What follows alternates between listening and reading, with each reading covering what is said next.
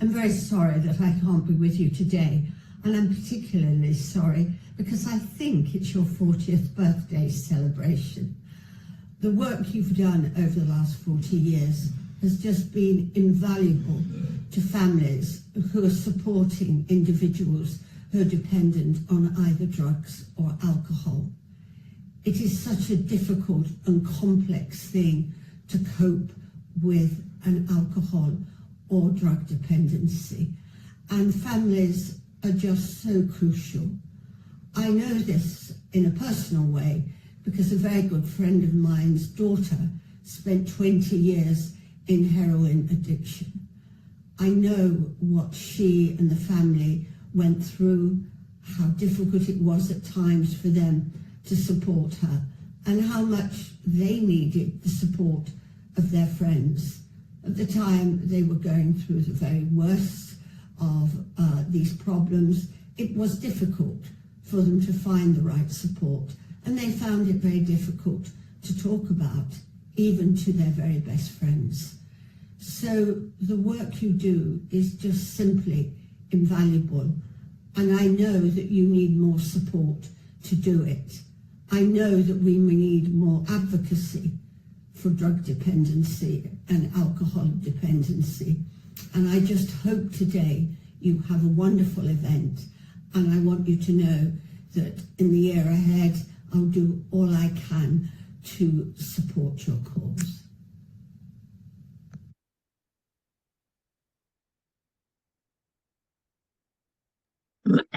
Oh, really, really encouraging. And it worked, Rob. So Great. We can't say thank you to Carol. I will write and say thank you to her because that was brilliant. So, Rob, it's over to you to give us some more detail about our report. Thank you very much, Viv. And yes, hello everyone. Really, really good to see you all, and really, really appreciate your support and interest in this topic. So, as Viv mentioned, we're launching our report today, Above and Beyond. So it's all about the key role or the critical role that families play in recovery. So we know that there are many family members affected by substance use. Based on polling that we ran with YouGov in 2021, we found that an estimated 5 million adults in Great Britain to be currently negatively affected by the drinking or drug use of a family member or friend. Also, based on our work and further research, we know that the impact on families is huge. It affects them in many ways, including their mental health and well-being. It causes them to feel isolated and stigmatized, marginalized in society, and also impacts on them financially and affecting their work and other life commitments. But we also know that where families access support for themselves, it helps them to improve their mental health and well-being. It enhances their productivity and engagement in society. And it also helps families to better help their loved ones that are struggling with substance use, as it puts them in a better place and it gives them the skills and understanding to better support their loved ones.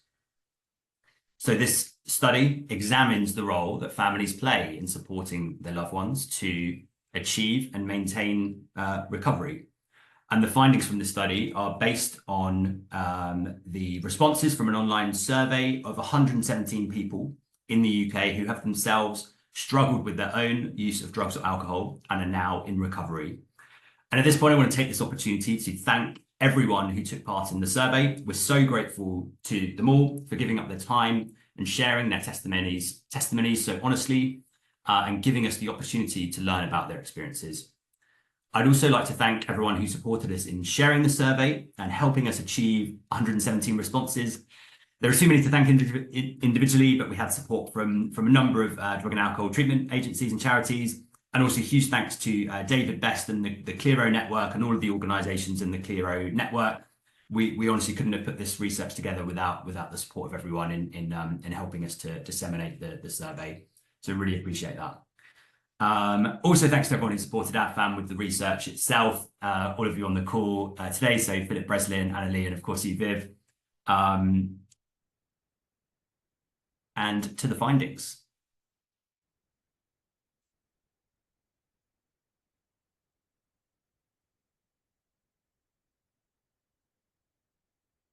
So firstly, it's important to recognise that the findings we've presented in this report aren't necessarily, are reflective of the participants in our survey, but we can't necessarily claim that this is to be representative of the UK as a whole. But we do feel it gives a strong indication of the role that families play in supporting recovery. It's also important to acknowledge that the majority of our responses were from people from white British backgrounds. So further research and examination is required on this particular issue within BAME backgrounds as well, along with people that identify as LGBTQ+. We did achieve a gender balance in terms of our responses, however. So the key finding is that 3/4 of the people that responded to the survey who had experienced problems with their own drinking or drug use and are now in recovery credit support from their family members and credit their family members with playing a significant role in their recovery. As we often find is the case, mothers and female partners were often cited as the primary family member providing support. And the support provided by families ranged from offering emotional support, practical support. So this includes things like providing lifts to attend appointments, filling out forms, also support with housing, taking on caring responsibilities for the person using substances, children, and financial support. Now, in terms of financial support, half of respondents that answered this question said that they had received over £5,000 from their families over the course of their substance use and recovery to help with this. So this was used to cover things like the bills, debts, treatment costs, a range of things. But it's important to emphasise that in showing this statistic, we are in no way trying to put a price on the support provided by family members. We appreciate every situation is different, and whether a family member provides financial support or not, and the extent to which they do.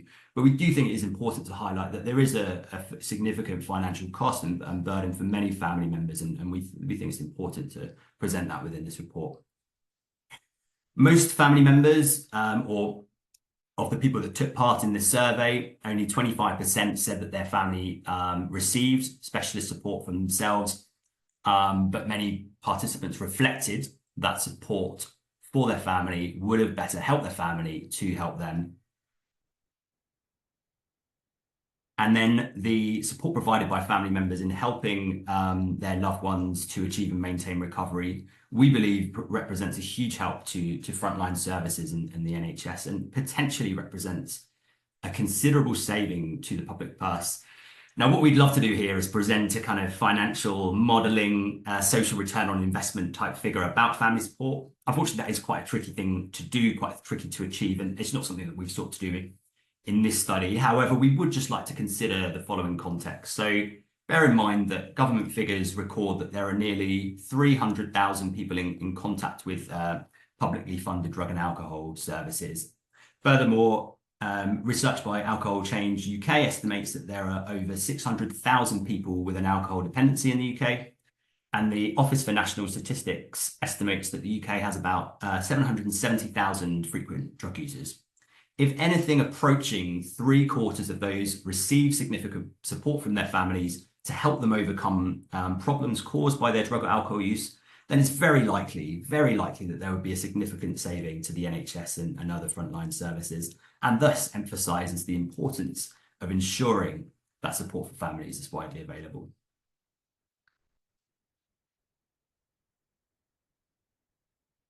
Now, we've received an amazing range of insightful and powerful quotes from people who participated in this study. I'm just going to read a few out to you. "Not giving up faith in me was the most powerful thing, and supporting me now through the transition to a normal life. Just being there to listen and understand what I was feeling and directing me to the support I needed. My family have been a pivotal support in aiding me to still see my children. My mum went above and beyond." And then these quotes in particular highlight the importance of family support itself. So just being able to pick up the phone and speak to family without them judging me because of how much they learnt was a massive help. I feel that they needed reassurance in supporting my recovery journey and an understanding of the process of recovery.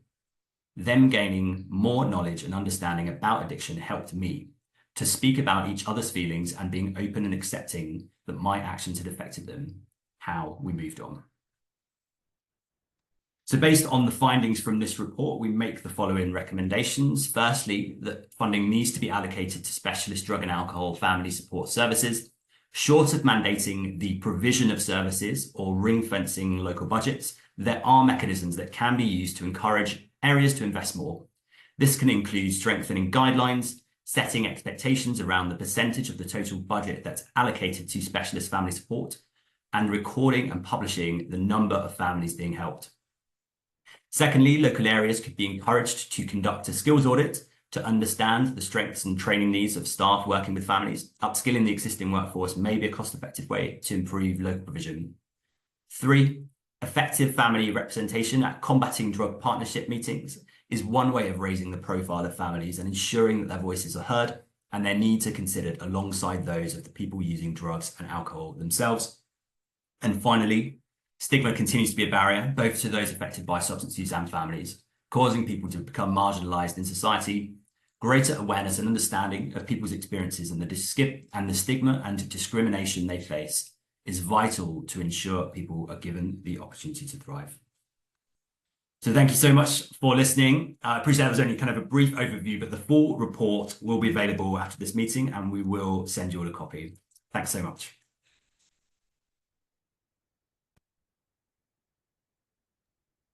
Thank you, Rob. That was great. And thank you for condensing such a lot of work into that into that overview.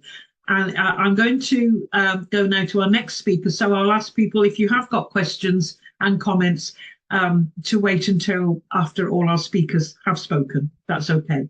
I'm going to ask Ed now, Ed Day, who is the National Recovery Champion, if Ed would say a few words about this work.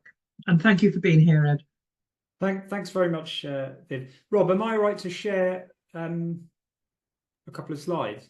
Yes. I can do without them, but I just thought. So thank you so much for inviting me. It's an absolute pleasure to be invited to anything that Adfam does, because I have been a huge supporter of your work down the years, mainly because I have worked in Birmingham as an addiction psychiatrist for 25 years.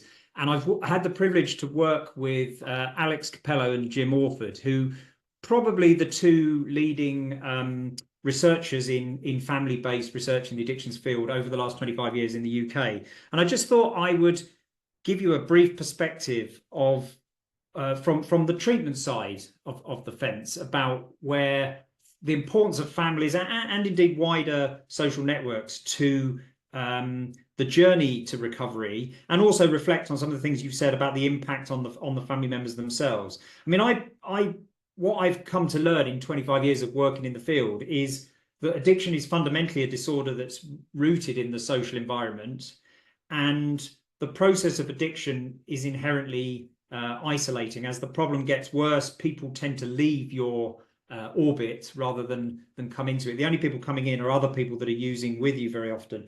And I always say that the opposite of addiction is connection. So all of those things from the point of view of the person with the problem, family support and support of others close to you is going to be crucial if you're going to get into recovery. I just thought I'd show you. This is a slide from a paper from about, probably about 15 years, no, probably about 10 years ago, that Alex and I did, looking at our population who were receiving OAT, so opioid agonist treatment, methadone or buprenorphine, in Birmingham or Solihull.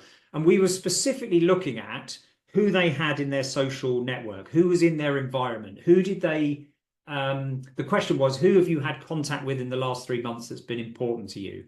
And you can see that of the just over 100 people that we did in-depth analysis on, they reported about 800 people in there that they were close to, that were important to them. And of the ones they lived with, which is the pie chart on this screen, you can see that a huge chunk of them are family members, either children of the person or direct primary or secondary family members.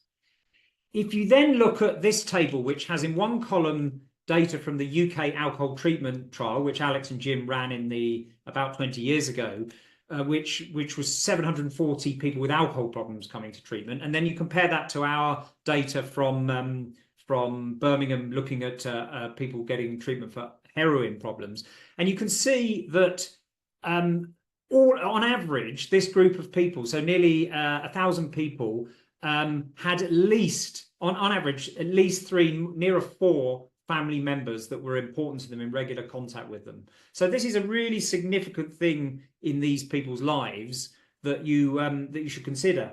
And of course, treatment services very rarely do. In my time, I've been very conscious of the fact that as treatment providers, we often focus just on the individual in front of us and neglect the wider social environment that they live in and they come from. And this would show that actually that's probably missing a huge potential for making a difference. Now, Alex and Jim's work, which latterly I was involved in, talks about 3 main ways that treatment services should be engaging with family members and members of the wider social network. We talk about social network partly because the definition of family can be quite broad. It's not just necessarily parents or direct family. It can be wider than that. But we talk about 3 ways that we should be helping. So the first is supporting family members in their own right, which is what the survey and what Viv said before the survey really pointed to. Here's a couple of papers from the US where they've collected data from big insurance companies in the US, where they can look at people that have a primary drug and alcohol problem and then look at the impact on their family members. And in particular, how often those family members access help for themselves. And you can see that in both these studies, there's a dramatic effect that people who've got a loved one who has an alcohol or drug problem are much more likely to present for help for both physical and mental health problems. This is borne out in data. So this comes from Jim and Alex's work across the world. So these are a number of studies, some in the UK, one in Mexico, a couple done in primary care in the UK, one just working with wives of people with alcohol problems. But what all of these show, this scale is a measure of how severe their physical and mental health problems are, summarized in 1 score. And what you can see in this chart is on the right-hand side, the control group, so the people that aren't related to addiction in any way, have a certain level of physical and mental health problems. The next column along to the left are patients that are currently being treated for psychiatric disorders, and they have a much higher level of physical and mental health problems. But if you look at the next 5 columns, those are all family members from studies done by Jim and Alex, and you can see that the scores are the same, if not higher, than those people with primary mental health problems. So this really brings home the impact that trying to help someone with an addiction can have on your own health. And Alex developed Alex's PhD thesis and then went on to develop an intervention called the 5-step approach, which is about helping family members to process some of these stresses and to find ways to cope more effectively. And this is an approach that we've used a lot in Birmingham and Solihull over the years with great effect. The second way that family members can be involved is in helping their loved one get into some form of treatment. And this is a really important potential strategy because people with addiction problems tend to go a number of years, on average about 5 years, before they even ask for help. So family members can have a crucial role in here. And there's a couple of treatment strategies that have been used. One is the intervention, which you may have heard of. It's mainly a US approach. You can watch great long videos on this on YouTube if you're interested. But basically what happens is a therapist comes along and helps the family members put their feelings directly to the loved one, and then with the goal of the loved one then entering some form of rehab treatment. What I wouldn't watch as an example is the slide there. There was a memorable example of an intervention in one of the episodes of the series The Sopranos, which if you want to watch an example of how not to do it, that is it. Possibly more useful, and it's an approach that I've been trained in and used quite a bit, is the community reinforcement approach and family training, or CRAFT.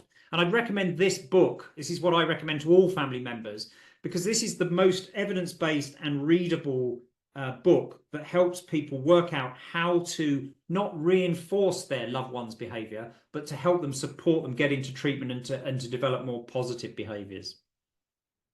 The third different approach is that once you get someone into treatment, the family members can be crucial adjuncts to that treatment. The treatment will be much more effective if you've got people working alongside you. After all, treatment is rarely much more than an hour a week max in a community setting, whereas the family may well be involved 24 hours a day, every day of the week. And the approach called social behaviour and network therapy is something that was developed for the UK alcohol treatment trial. And Alex and I then developed it for use with people with primary drug problems at a later date. And there's quite a bit of research looking at this. But what the gist of this is that you map out in a visual way who that person has in their environment, who's important to them. And you start with family and you go on to friends and you look at people in recovery and then you look at other people and you try and work out which of that group could be most helpful to help you achieve the goals of treatment. And then you recruit those people into treatment. And this is an approach, just to finish up, that in my service where I work at the moment, Solihull, we've managed to retain our family service throughout all the period of austerity and now into the Dane Carroll Black era where we have slightly better funding. And what we ask all our staff to do is do one of those network diagrams to try and find out who is in that person's social environment so that we can do one or two things. Firstly, we can invite any family members into the family service so they can get support in their own right if they want it.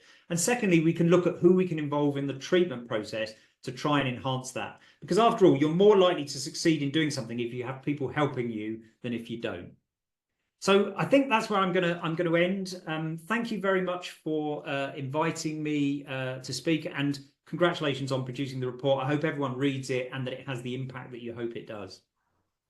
Thank you very much indeed, Ed. That was really, really illuminating, helpful and supportive. And I think really, really complements what we're doing and what we're saying today. So thank you. I don't know. Is David Best here? Are you here, David? I am. Yes, I am. Oh, Viv. you are. Here I Okay. Oh, you're there. Right. Okay. Our next contributor is Professor David Best. I'm sure you will all know him, but I will leave him to introduce himself and just say whatever you want to say, David. Welcome and thank you for being here. First, thank you so much for inviting me. One of the things that I think gives us genuine grounds for optimism is, I think this year, for the first year in many years, there seems to be a genuine move towards family-related recovery models. And I think this is really exciting because I think it's coming both from family organisations like Adfam and also from the recovery movement. And Ed and myself are both founding members of the College of Lived Experience Recovery organisations. And there we are moving towards doing a recovery-oriented approach to engagement with families from the recovery side. And it seems to me that bridge needs to be built, and that bridge could be incredibly strong and incredibly powerful. So I had prepared some slides for today, but I don't know if Rob is able to put them up on the screen and change them, because I am currently in Cafe Sobar, the recovery service in Nottingham. Ah, wonderful, wonderful, wonderful. That is great news. Thank you.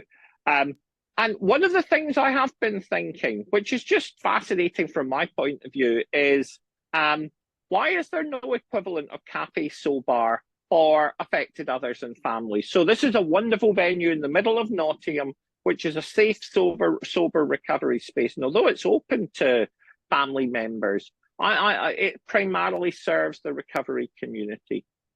For people who don't know my work, next slide, please, Rob. For people who don't know my work, much of my work really in the last 15 years or so has been around how do we measure recovery capital. And recovery capital is a strength-based approach to how we count where people are in their recovery journey.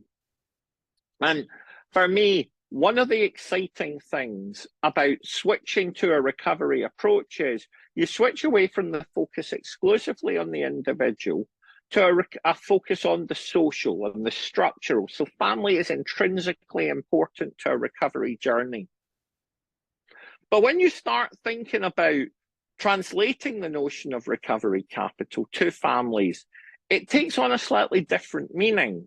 And there are really two approaches, and I'll go to the bottom of the slide before I go back up. The aim of measuring recovery capital in a family context would be twofold. The first would be more like the traditional idea of recovery capital, which what are the assets and resources within a family to support the individual's change journey? But the other crucial part about this would be to say, separately, possibly related, possibly not, is what are the resources within the family or accessible to the family to support their own well-being journey? And if we think of addiction in the family as a form of trauma, effectively recovery for a family is the extent of post-traumatic growth following the addiction of a family member. Here, the unit of analysis is not the individual, it's the family. And the idea of recovery capital would be to provide us both with a new lens of examining this issue, but also with a metric that would allow us to start to assess where families are on this journey, what internal resources they have and what external resources they have to support the two goals without assuming at all the overlap between those goals. Next slide, please, Rob.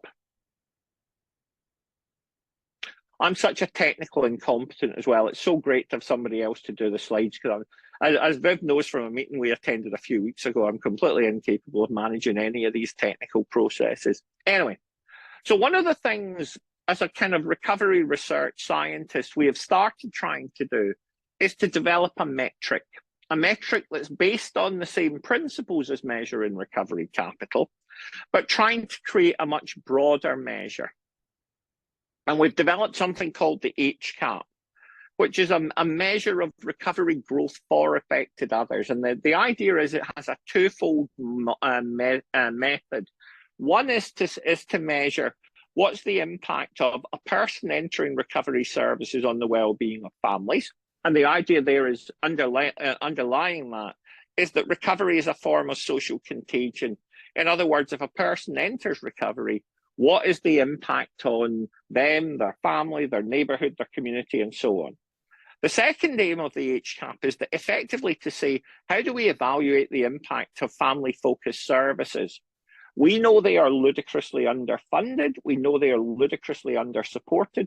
So the question then becomes, how do we start to measure, using a strength-based measure like we do for recovery capital, how do we start measuring gain in this? And in partnership with we piloted this in some life coaching sessions in the UK.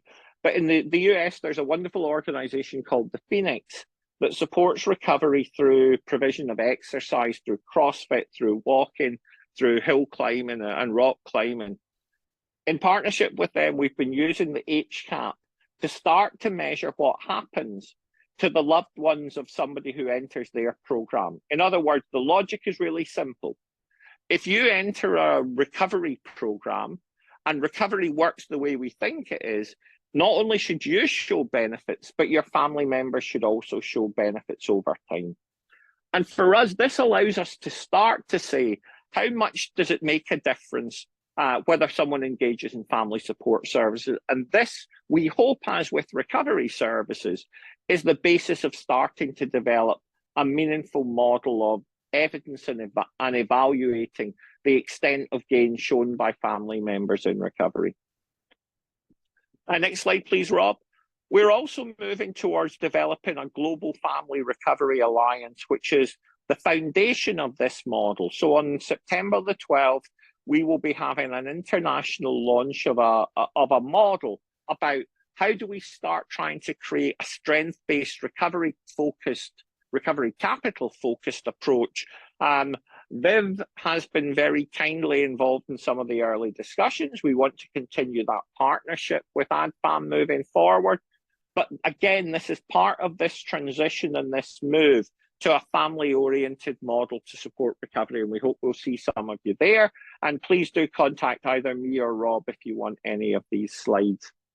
I wanted to finish my brief overview by talking about a piece of work we did a few years ago. I forgot to say next slide. Thank you for predicting that, Rob. That is a very good thing. We did this wonderful partnership. And, you know, normally when you develop measures or surveys, you get a couple of hundred responses. And when we did the Family Life and Recovery survey, which was the last in a series of surveys, which were attempts to measure where people were in their recovery journey, We did this one specifically for families, and we got over 1,500 responses, which was a phenomenal response. And Viv will remember the incredibly moving workshops we did in both London and Sheffield prior to the launch of the survey to help us design the measure. And what we found was that, you know, we got a lot of responses, and they were primarily from parents, and they were primarily from spouses. And sadly, as is always the case, the vast majority of respondents were female. Next slide, please, Rob. But what we demonstrated was that the impact of both addiction and recovery on the lives of family members. So if you like, the predicate to what we're now going to do with the Global Family Recovery Alliance is exactly this. When people have addiction problems, more than 3/4 of them are unable to pay their bills. That drops quite substantially when people go into recovery. But what is really interesting for us is more than 1/4 of families were unable to pay their bills with active addiction. And that reduced massively and markedly, almost to the same extent as it did for the people directly affected when people were in recovery. And we looked at 5 life domains, and the same effects happened. The impacts of adversity were higher for the individual affected than they were for the family member, but there was still an effect. There was significant amelioration of impact on families when the person entered recovery, but the damage wasn't completely undone. And this tends to imply not only that is recovery a process over time, so is family recovery. Next slide, please. And you can see even more so in the context of child custody and family support. In active addiction, more than 40% of our participants reported that the individual with the addiction had lost a child. It still happened to 20% of people in recovery, but that was almost the same as the number of who regained children. Many of those children passed to family members. Much of the return of children once people were in recovery was to family members. The impact, good and bad, of addiction and recovery is profound. The lack of science in this area is hugely disappointing. One of the things that I think is so commendable about the work Rob and Viv have done is what they are doing is helping to bridge that gap between what we know about addiction and what we know about recovery. If we can go to the next slide, please. The other thing that I think I wanted to just quickly highlight is that it's really important to say that when we look at other family effects like domestic violence, the victim and the perpetrator are not always in the anticipated direction. That both parties can be the victims and can be the perpetrator. So the user is unlikely to be the victim but still 1 in 6, whereas more than 1 in 3 family members are victims of domestic violence when the user is in active addiction. You will see that the numbers drop markedly when the user is in recovery. For the family members, their experience of domestic violence changes massively as a consequence of recovery, from 32% to 10%. That's not acceptable, and it shows the ongoing process change of recovery, but it also shows the importance of the impact on the family dynamic. I didn't want to finish on a down note, so if we go to the next slide, please, Rob. I also wanted to mention a study we did in HMP Kirkham, and please nobody report me to Kentucky Fried Chicken for totally inappropriately and without permission using their logo. The KFC here stands for the Kirkham Family Connectors Programme, where before people were released from a Category D open prison, we got family members in and trained them up to help connect people into pro-social activities on their release, what we call community connectors. And this was an astonishingly successful project. What it allowed us to do was to demonstrate that family members can avoid that through the gate trap where people relapse straight away and return to crime and substance use by linking people into 4 different sets of resources: employment, training and education, sport, art and recreation, volunteering and community engagement, and recovery and mutual aid group. But one of the key findings of this study was our original aim was simply to use the family members as bridges. But what we found were high levels of secondary stigmatization. In other words, many family members themselves had no active community involvement. What this project allowed us to do was to end up saying in the second phase we did it, we need to split the assets identified into 3 groups. One for the people with their own addiction problems, one for the family members, and one that they could do together. The process of recovery is a shared process. And if we just go on to the final slide, please. This was the package of materials we used in the KSC program. It was a really exciting model for us. But in essence, what we did was we created a program that was about mutual generative gain. Wouldn't happen for every family, wouldn't happen for every family in the prisons. But what's important to say is the process of recovery and the process of family recovery have some common methods and metrics. Our model is to try and use that recovery capital lens, which has given credibility to the science of recovery as we move towards family recovery. Just to conclude, I want to say thank you so much to Rob and Viv for inviting me, and to say this is fabulous work that I hope will build a really credible bridge to supporting families in recovery moving forward. Thank you very much. Thank you, David. And you've given Rob and I a lot of praise for this. Rob certainly did a huge amount of work, not so much me, but I'd just like to say thank you to Philip Breslin, who is a freelance consultant, but does a lot of work with us and was instrumental in developing the survey and working with Rob on the report. And just also, as you were talking, David, it reminded me, when we did the research piece of work, I think it was about 2016, one of the messages that I received loud and clear from family members was, we are not just recovery capital. We don't want to be seen that as just recovery capital. We need support to recover in our own right. And I think that's something that all of us in the family sector would want to hold on to. But I'm going to now go to our final, last but certainly no means least, speaker this afternoon, who is someone with lived experience, and that is Lisa Thompson. Thank you for being with us, Lisa. Over to you. Hi, no pressure on me at the minute. No pressure. Hi, I'm Lisa. For 12 years, my husband and I were both using heroin and crack on a daily basis. We haven't used substances now for 15 years. Started at the same time, finished at the same time, just had enough of it. But my mum was always there in the background, kind of like if I needed 20 quid, I'd go to my mum, say, how's your day been, mum? What you been up to? Blah. And then right at the end, bang, you got 20 quid. And sometimes I get it, and sometimes I was told where to go. When I started my recovery, I suddenly realised about what mum was going through. And equally, she realised at the same time that me and my husband had had enough of using substances, and we wanted out, we wanted to get our life back. So it just happened that one day, one of my brother's ex-girlfriends telephoned my mum and said, do you fancy coming to a recovery conference in Birmingham? And my mum said, oh, why not? Got nothing else to do.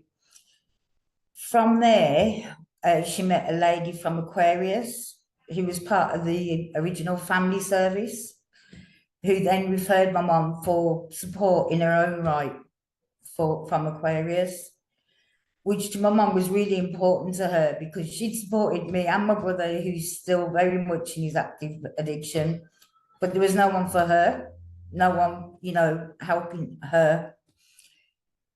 But as we found as time went on, I started coming to the family support groups with my mum, which helped both of us because it suddenly gave my mum a whole new line of connections and support networks, and also gave her the knowledge and understanding of addiction, rather than all the stigma and the hearsay and the general gossip that usually gets back to the mum and dad or family members, which 9 times out of 10 is, well, partly rubbish and partly a little bit over exaggerated. Do you know what I mean? It's so through my mum doing that, she's helped me so much, and she's the backbone of me. Through the support from Aquarius and the worker Ed, who still works here now, he always tells people, Lisa, I saved you, didn't I? I saved you. No, you didn't save me, but you helped my family. And it's an ongoing joke between us. What he done was, as like one of the slides previously, we had a bit of a family intervention. So between my mum and myself, because it was, although I hadn't used substances for about 12 months and mum was brilliant, there was still stuff there that we didn't talk about, we didn't want to touch on. Ed was brilliant about bringing that to the front. And once we had that intervention and we only needed the one, it just opened everything up and put everything on the table for both of us. So without that, I don't think I'd necessarily be where I am today. So I'm a substance misuse worker for Aquarius. Worked and volunteered here now for 12, 13 years. And family is my passion. Because equally, the effects of my substance misuse, I can see on my children, and I'm supporting them to get, to get a better life, a better understanding of addiction. But without my mum there in the background, I don't think it would be possible. I think, although we've got to do a lot of work on ourselves, I think it is the support around us. And my heart would always be with both Adfam and Aquarius, because me and Mum have liaised and stayed in contact with Adfam for many years now. Still got photos on the wall at home. So you're quite famous. But it's knowing that there's someone there to help the family members as well. And Aquarius have always been brilliant at that, and their family service has just been expanded to support the affected others, the children, the family members, and the person using the substances. So it's now supporting the whole family, which is brilliant, because whereas before it was kind of like a bit here, a bit there, and never the rest will meet in the, it just didn't match. Whereas now it's going to be complete, which is fantastic news. So thank you. And thank you, Lisa, and well done with everything. You've obviously been an absolute star, as your mum. So thank you. Pass on our best wishes to her. And a good shout out for you there, Richard, Aquarius. Oh God, okay. Is Richard here? Oh gosh. It is, yeah.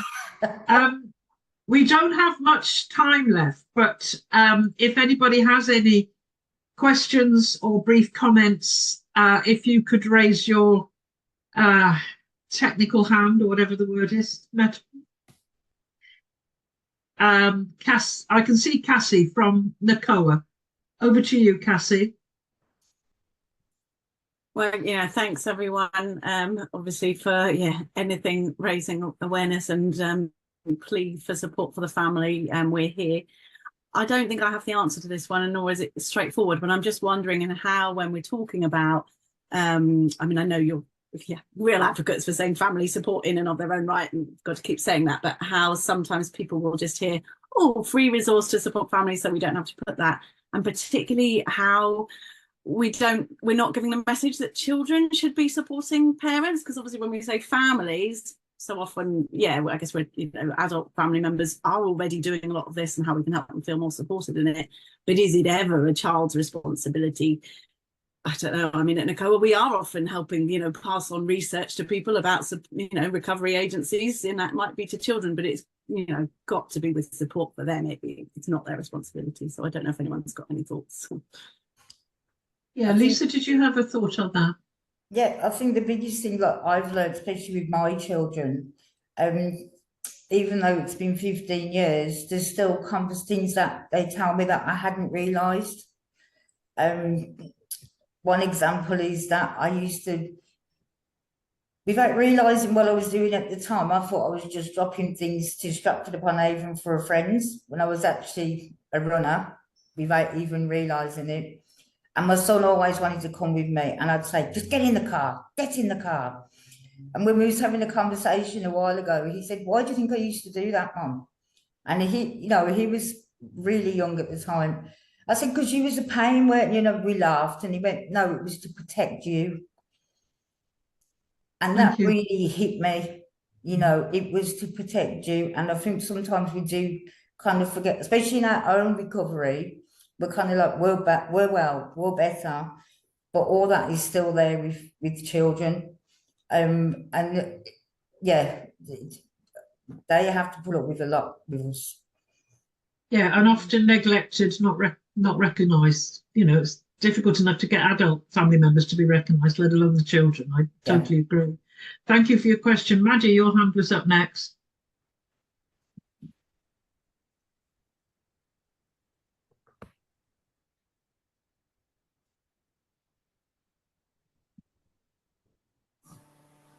Hello, everybody. Lisa, thank you so much for sharing. That was a lovely story.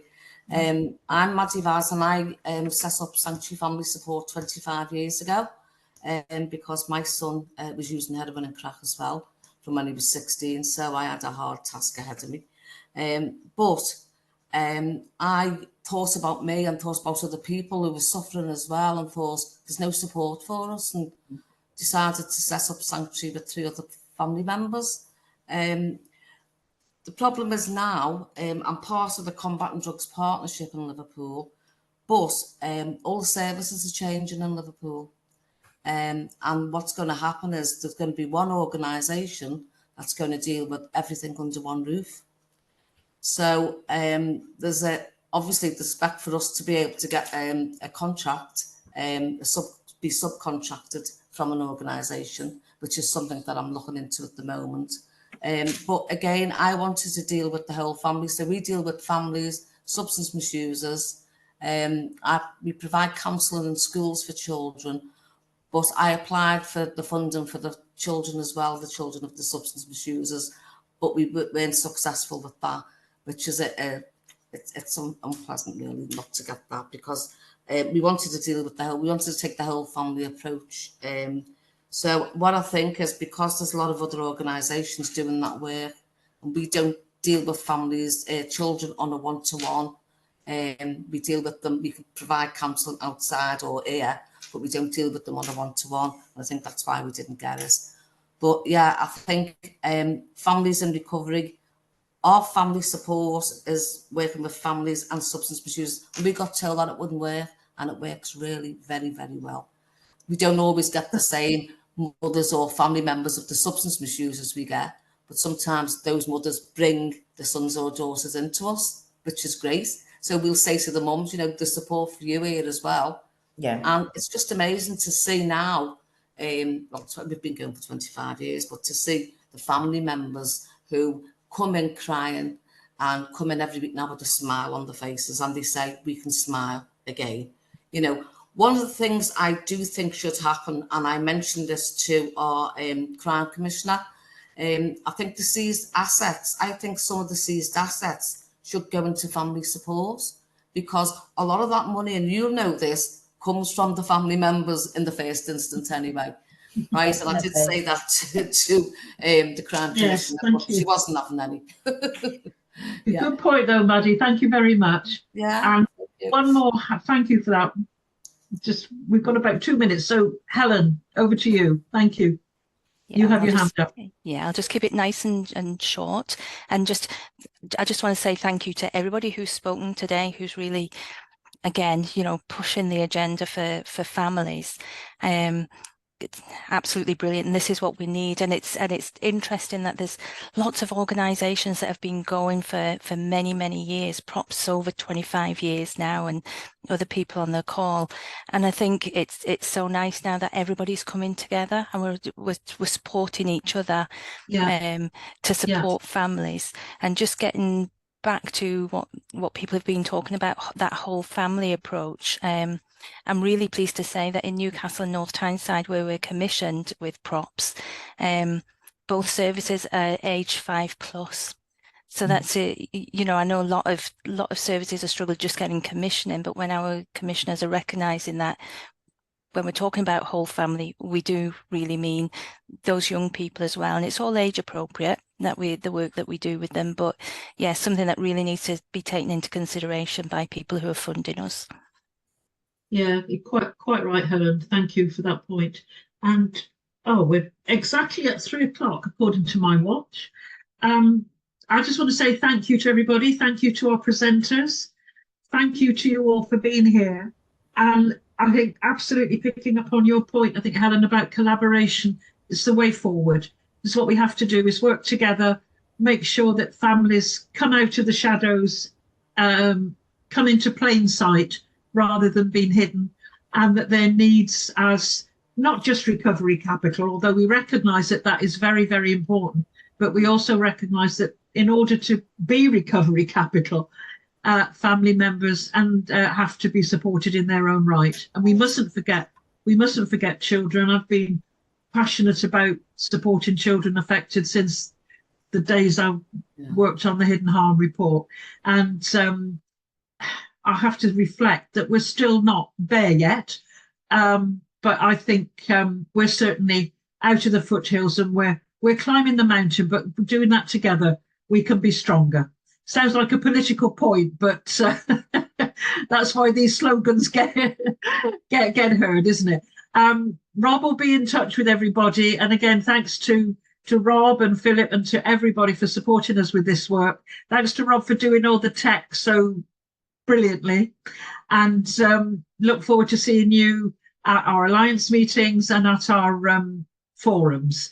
And we'll always be in touch. Our next piece of work is going to be around kinship care, because we believe strongly that the particular and specific issues affecting families, kin carers, where they're caring for a child who's affected by parental substance misuse, those issues are not being recognised, that there is a specificity about it, and it's not being recognised. And again, Philip and Rob, we're going to be working on a survey, on some policy asks around, come on, this is a very specific area of need, and we need to raise awareness of it. So I'm sure, we may well be in touch with you if we have whatever to launch that. We keep going, keeping on. And thank you again. Keep on with all the great work all of you are doing. And, we are all united in wanting to help, support, and bring the needs of families to the fore. So well done and thank you. We'll be in touch. Cheers, everybody. Thank you. Bye, everybody. Thank you.